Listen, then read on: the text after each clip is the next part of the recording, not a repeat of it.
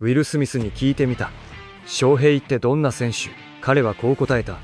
この地球を歩いた中で最高の選手だよ。平然と、まるで天気の話をするように。クリス・ローズは思わず吹き出した。彼がそんなこと笑いながら言うのが面白すぎる。でもね、冗談じゃないんだよ。これが現実なんだ。翔平の一番ヤバい能力は何だと思う？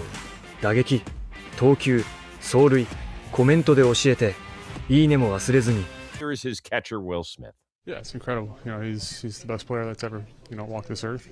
It's fun to see him each and every day. Going out there competing, getting him 6 scoreless innings, getting on base a bunch. Doing that all the time. It's really cool. It's almost comical how casually he just goes, "Yeah, best player to ever walk the earth."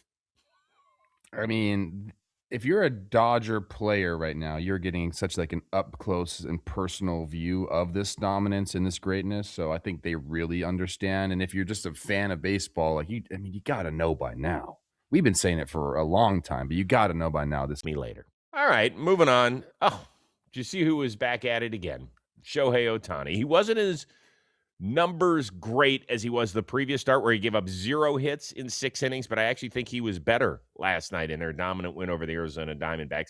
6 more shutout innings, allowed only 2 hits, 6 Ks, 1 walk. Oh, by the way, he got 3 hits of his own in the batter's box. Here is his catcher, Will Smith. We've been saying it for a long time, but you got to know by now this guy's the number one. So through 10 starts, his ERA is .74. I think he's an inning shy of qualifying for the ERA title. The 2 lowest ERAs in Major League history through 10 starts was DeGrom, who had a .56 back in 2021. That was the year his season was cut short after 15 starts.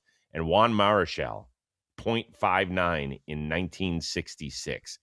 Hitters are slashing 144, 224, 211 against him. All those numbers courtesy of our buddy Jeff Passan from ESPN. I don't know what to say. I really don't know what to say other than it's freaking a joy to watch. And if you're not making an appointment viewing every time he's on the mound, you want to take a night off when he's hitting, so be it. That's fine. But what are you laughing at? Did you just give Jeff shout them out? Okay. I got some stats for you to shout me out. Depends what they are. Go for it. We'll get to the question and then we'll give you. Oh, okay. You wanted me to get to that. Yeah. So remember a few weeks ago, kind of in mid-May, he was struggling at the plate. He had gotten hit behind the back or something like that. And Dave Roberts said, yeah, he's not going to hit while he's pitching. And during the next game, he's not going to play. He won't be the DH. And everybody, and we talked about it. Do you think that little respite allowed him to kind of self-correct himself? Because he has taken off as a hitter since then. Since then, because you're referencing the last start that he did not hit was against the Dodgers May 13th. And he had the off day on the 14th. Well, not against the Dodgers. I think it was against the Giants, right? Against the Giants. Yep. I said the Dodgers. Okay. Since that day, here's the slash on. You can credit me because I did the research. 435 batting average, 529 OBP, 725 slug. I've never seen a 457 for the 1.254 OPS. 16 runs driven in those 18 games. So, yeah, I do think that helped. A little mental reset, but also what I'll call spa day for him. Sometimes you need those. Think about what this guy's done. We're talking about the longest postseason run that you can go on, Game 7 of the World Series, straight into a little bit of spring training and the WBC, and then all of a sudden here on a quest for a Cy Young and a three-peat, I can see how the body would need some catching up to. He's a freak, dude. So he didn't get days off. Wouldn't surprise me if we saw more throughout the season as well. Yeah, look, he is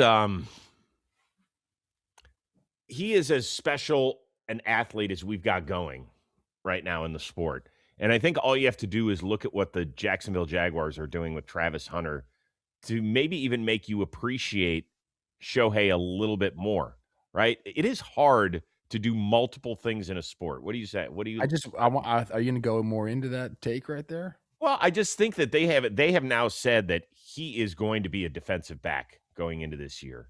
And we don't want him really thinking about receiver at all. You're going to see him with a smattering of plays, but to try and be an expert at multiple things, I think is just a waste of time for most people. And that's no shame on Travis Hunter, who wowed us when he was at Colorado because he was playing both so significantly. And I know that Dion came out and said, well, the Jags made a mistake not talking to me. Dion, even Dion knows this. Dion, who is one of the greatest athletes to ever set foot on the planet, was not a full-time receiver. He just wasn't. He would play a smattering of plays, and he was the shutdown corner of all shutdown corners, took half the field away. I don't know if Travis Hunter can do that. My point is that he is going to specify what he is. Shohei Ohtani is not doing that.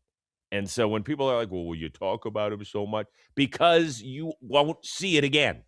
So we have to talk about it while we're seeing it. And that's why we're doing it.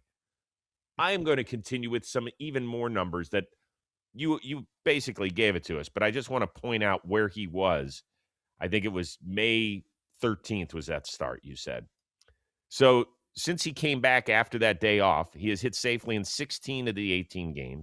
He's had multiple hits in 8 of those 18. His average has gone from 240 to 301 and his OPS from 796 to 941. It is an incredible run. And Kirsten Watson, going to continue with some even more numbers that you basically gave it to us, but I just want to point out where he was. I think it was May 13th was that start, you said. So since he came back after that day off, he has hit safely in 16 of the 18 games. He's had multiple hits in 8 of those 18. His average has gone from 240 to 301 and his OPS from 796 to 941. It is an incredible run. And Kirsten Watson, who, of course, is the Dodgers dugout reporter on Sportsnet LA, reported that Shohei will not hit today. Give him another breather. And it's I'm in. I mean, let's see. How old is he now, too? 30. I'm going to guess 32. He is 31, 334 days old. So, I mean, look, not that that's an ancient guy, but it's eventually, yeah, you need some rest days. Doing what he's doing for the last 8 years, he's been in the big leagues. Mm-hmm. Like, yeah, I'm in. Dave Roberts is crushing it. I don't know if it's him. It's probably the training staff as well. And I'm sure Shohei has some say in this. Probably my good dear buddy Nez Bolello as well. Because I think it does take a lot of people to like really figure all this out. Yeah. There's no shame in having a group think on something like that. I think it's smart. I don't know. Let us know where you are with the Shohei thing. Are you like the two of us? We saw some history last night. Christopher Sanchez's scoreless inning streak ended at 50 2/3. That's the 5th longest streak since 1893 and the longest ever by a lefty. Sanchez only gave up 1 run to win his 7th game. And then we have fellow Cy Young candidate Shohei Ohtani. He threw 6 scoreless innings to lower his ERA to 2.74 through his first 10 starts. That's the 3rd best since earned runs even became official in 1913. Well, baseball insider Jeff Passing joins us now. And Jeff, I just went through some of those numbers for Ohtani. It's another day, another milestone. But what jumps out to you about the way he's pitched this season? This is just the manifestation of what everybody thought Shohei Ohtani was going to be when he came here almost a decade ago. Let's remember, the two-way player thing, it was something of a novelty, and really a lot of teams looked at him and just wanted him to pitch. And he has wanted to win a Cy Young Award his entire career. Now, he's behind Christopher Sanchez right now because Sanchez has thrown 25 plus more innings than him. He's behind Jacob Mizorowski now, but what Ohtani's been able to do in limiting batters and limiting damage this season has been incredible. As dominant as Mizorowski has been against hitters, Ohtani actually has a better OPS against, and with the command of the fastball, with his ability to throw the sweeper at any point, the splitter, and then even dropping in a 68-mile-an-hour curve last night just for giggles, he is a fully complete version of himself right now. And for everyone else, Kiana, that's a scary thought. It's terrifying, especially when you look at just what he has done and what he continues to do. But the baseball trade deadline, that's 2 months away. Don't have to worry about Shohei going anywhere, but there could be some big names on the move. Jeff, the biggest name to watch is Tigers ace Tarik Skubal. What can you tell us about what the market would be like for him?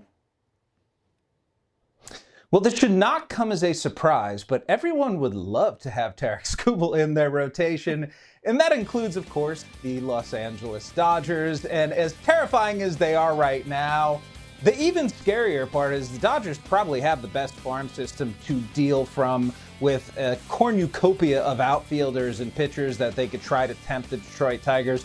The real question at this point is, who is going to definitively be in at the level that will be necessary? Does Atlanta want to go and pair him with Chris Sale? Could Milwaukee, potentially, a team that normally doesn't acquire big-ticket items, go and get him at the deadline? Could the Tampa Bay Rays be in the mix? Potentially the Cleveland Guardians? When you have a pitcher of Skubal's caliber and you have the ability to go out and win the World Series, and he's one of the few guys in baseball who can carry you to that, sometimes you make moves that are out of character, and that's what this August is going to be, Kiana. A bunch of teams asking themselves, are we going to not be ourselves? Out of character, and then you'd bring me right to LA like you talked about at the top of this question. It's like the rich have an opportunity to get even richer, but you can read Jeff's full article on all 30 teams and what might happen at the trade deadline. ここまで見てくれたあなた、本当にありがとう。この動画が少しでも面白かったら、コメントで意見を聞かせてください。そして高評価、シェア、チャンネル登録も忘れずに。次の動画でまた一緒に野球の熱狂を味わいましょう。